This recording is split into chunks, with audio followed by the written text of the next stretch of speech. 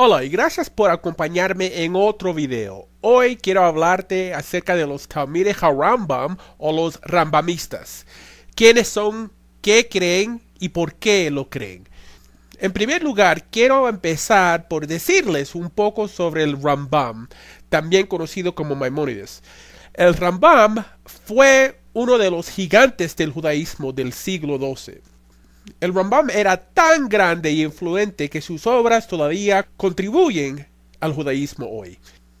El Rambam era tan influyente que los rabinos escriben de él que desde Moshe Rabbeinu, a Moshe ben Maimon, hubo nadie como Moshe, el Rambam.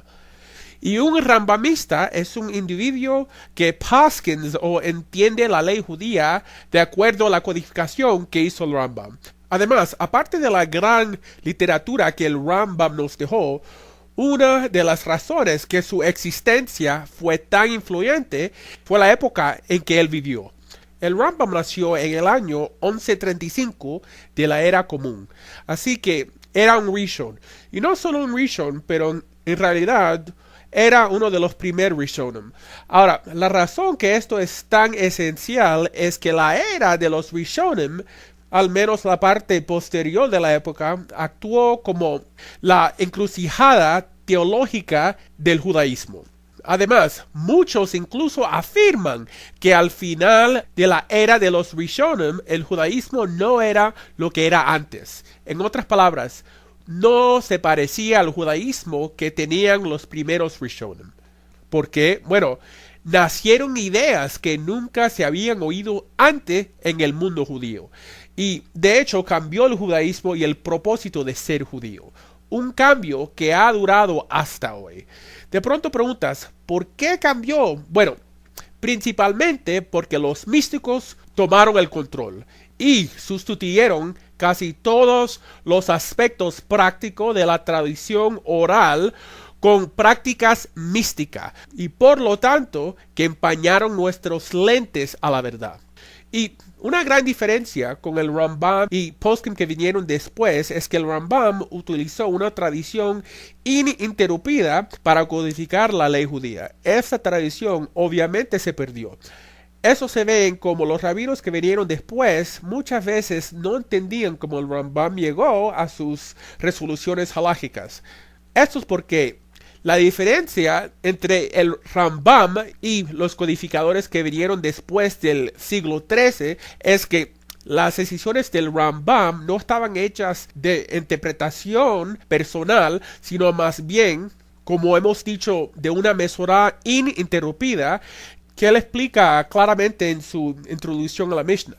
Otra vez, una mesura que se perdió con los codificadores y los comentadores que vinieron después, que hasta vemos codificadores extrapolando decisiones halágicas de tales obras posteriores como el Zohar, que no te tengo que decir que no tiene ningún valor mesórico en el judaísmo. Y por eso el producto de esa mesura ininterrumpida es la Mishnah Torah, el único código completo de la ley judía que establece la halajá sobre cualquier tema. Esto es una declaración que ningún otro código puede hacer. De todos modos, es por eso que la línea de tiempo es tan importante cuando estás hablando de codificadores. Y aquí es a donde el Rambam hizo la mayor diferencia. Amigos, el Rambam era para la halajá lo que Yehuda Hanasi era para la Mishnah. ¿Quién era Yehuda Hanasi? Bueno, debido a los grandes desastres que tuvo el pueblo judío con la destrucción de su templo y su exilio de la Tierra Santa, los judíos se encontraban en peligro de olvidar su Torah Sheba'al Peh, su ley oral que recibieron en el monte Sinaí. Mis amigos, Rabbeinu HaKadosh, el rabino Yehuda Hanasi, temiendo que las tradiciones orales podrían ser olvidadas, decidió compilarlos en lo que se vino a ser conocido como la Mishnah.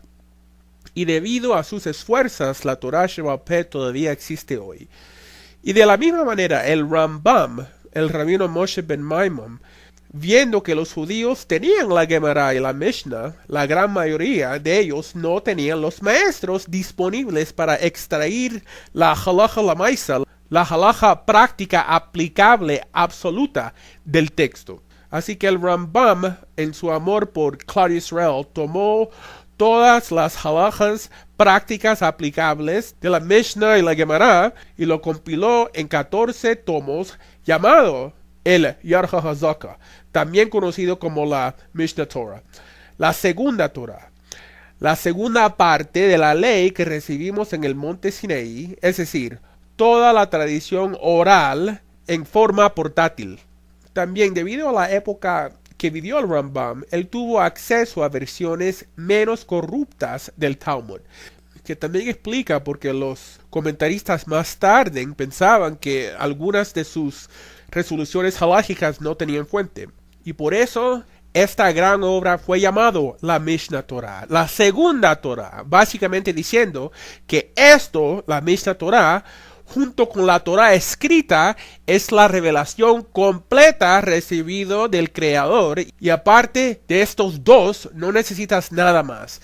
En otras palabras, el Rambam básicamente estaba diciendo que ya que tenemos la Mishnah Torah, no es necesario perder el tiempo estudiando Talmud, porque antes de la codificación la única razón para aprender Gemara era solo para tratar de saber la halájica práctica y aplicable. En otras palabras, saber lo permitido de lo prohibido.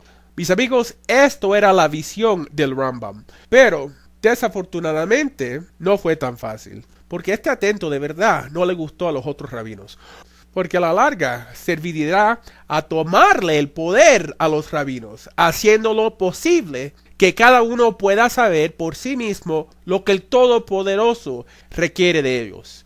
Y hizo la ley judía dejar ser relativa como los rabinos lo hicieron, y la hizo absoluta y con propósito como el Creador lo destinó.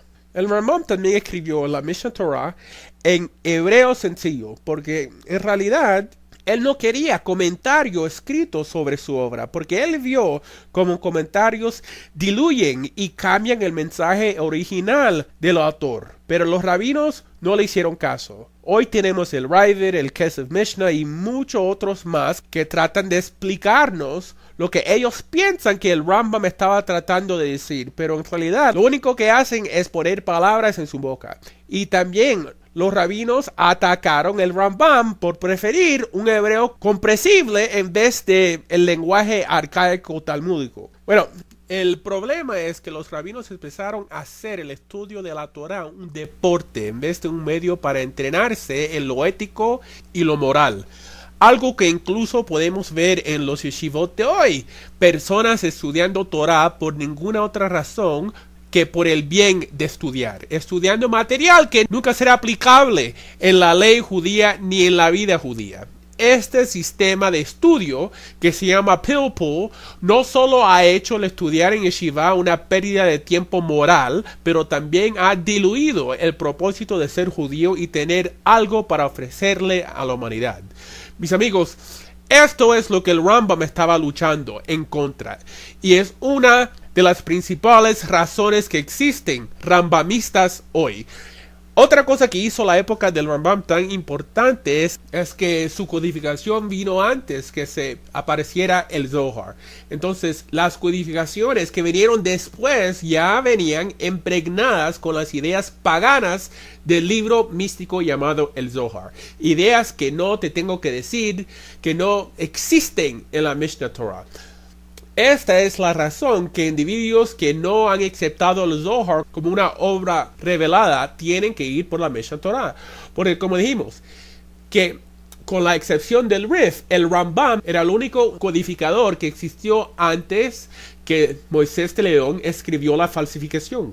Una cosa que da risa es como los místicos ahora oran ante la tumba del Rambam, que supuestamente está en Tiberias, cuando el Rambam fuertemente habló contra esta práctica pagana, y también que el Rambam ni siquiera está enterrado ahí. Sin embargo, esto solo viene a demostrar que la estupidez también existe entre los judíos. Pero de verdad, mis amigos, tenemos que preguntar la pregunta: si ya la ley judía fue codificada, ¿por qué se necesitaba otra codificación?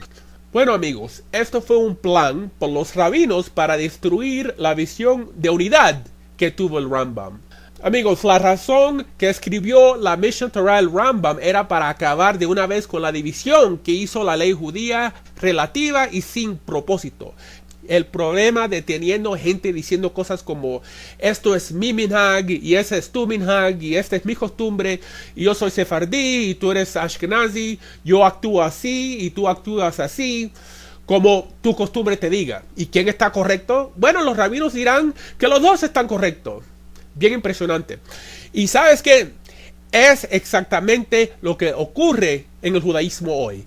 ¿Por qué? Porque como dijimos, esto es una manera para que los rabinos se hagan ver más importante en la comunidad judía, y también es otra razón que la mayoría de los judíos hoy van por el Shulchan Aruch. ¿Por qué?